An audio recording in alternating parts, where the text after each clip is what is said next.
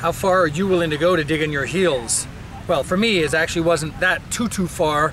I'm here at the Peace Arch crossing between Canada and the United States, several kilometers south of Vancouver. And it's interesting when you consider the tight security that's at this border, especially going into the States. And when you consider much further down south of us, there's a lot more security issues that are going on between United States and Mexico. And down there, of course, they have the issue of not just Mexicans, but people from all over Central and South America trying to illegally get into the United States. And so there's a great deal of concern about illegal immigrants coming into the United States. Arizona recently has been digging in their heels because they actually just passed pieces of legislation which says that if police or other authorities believe that someone is an illegal alien, then they can actually stop them and they can ask for identification to make sure they're not in the country illegally. Now, the governor of Arizona was asked, how do you determine what a person looks like to determine whether they're an illegal immigrant or an illegal alien or not? And she wasn't able to answer that. And there's the problem. It's not that they don't have a right to police their borders and make sure that only the right people are supposed to get in by the normal standards, but how do you determine that? So the potential for racial profiling is huge, and that's getting them into a lot of trouble. So there's an awful lot of people. You've got professional baseball teams and athletes, and you've got entertainers, you've got all kinds of businesses and people who deal with meetings and conventions and tourism who are threatening boycotts of Arizona unless they make substantial changes to the legislation so they don't have to deal with that. Now, recently, just before all this blew up, I was actually down in Arizona. And even though the numbers don't warrant it by crime, because the crime has gone down, there's a lot of concerns that people actually have about crime that's coming up from Mexico. And we know that because of the war on drugs, as they call it, in Mexico, up until this point, there's about 23,000 Mexicans who have died as they're trying to fight the drug cartels in what seems to be a very, very difficult process. So it's not just bigotry and it's not just racism. There's actually a lot of people who are very concerned about that. But the difficulty is that the way they're going about doing that, the potential for abuse is going to be too great. They're not the first ones to get into trouble in the States, and as a matter of fact, in Colorado, it was actually in 1992 where in a referendum, 53% of the voters in Colorado actually voted to enshrine discrimination against gay and lesbian people in their constitution.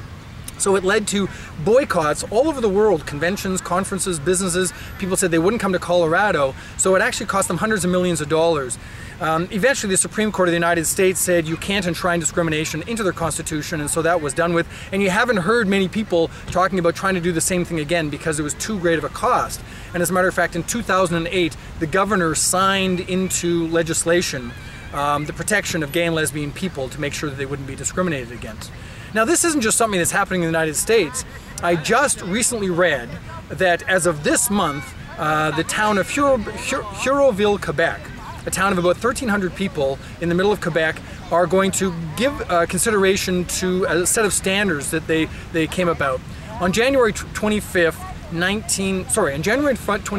2007, they actually brought in these standards that says all kinds of immigrants are welcome to Herouxville. The only problem is that they put in all this stuff which was horribly stereotyping, saying, you're welcome here, but you can't beat your wife to death in the middle of the town, and you can't burn her, and all kinds of other things. And they said, while you're welcome here, your children can't have any kind of artificial knives, which is making reference to Sikhs and their kirpans, for example, the ceremonial knife. So they got into some huge problems in which it was giving a lot of international attention. So just this month, the town is actually going to revisit that and decide if they're going to revoke that code or those sort of standards, because what they're finding is people from Herouxville are embarrassed to say that they're actually from there because it got so much international attention.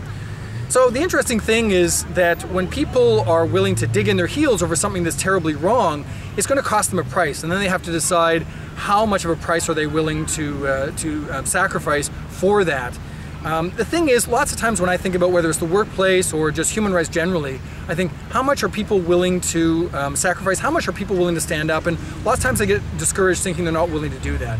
But every once in a while, when the cause is a good enough one, or they're fighting against something that's bad enough, people can actually respond in different ways. And one of the ways you can do it, of course, is with your money, determining whether you're going to visit a place or do anything in that community or do anything with that cause.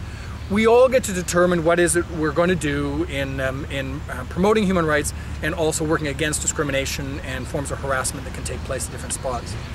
Now, the last person on my last blog was Paul Dixon, who was able to correctly tell me the last things that Amelia Earhart wrote to her husband in the event of her death. And as a matter of fact, she died when she was trying to go around the world on her plane on a solo flight. And the thing is that for this event, for this blog, I'm going to ask you this question.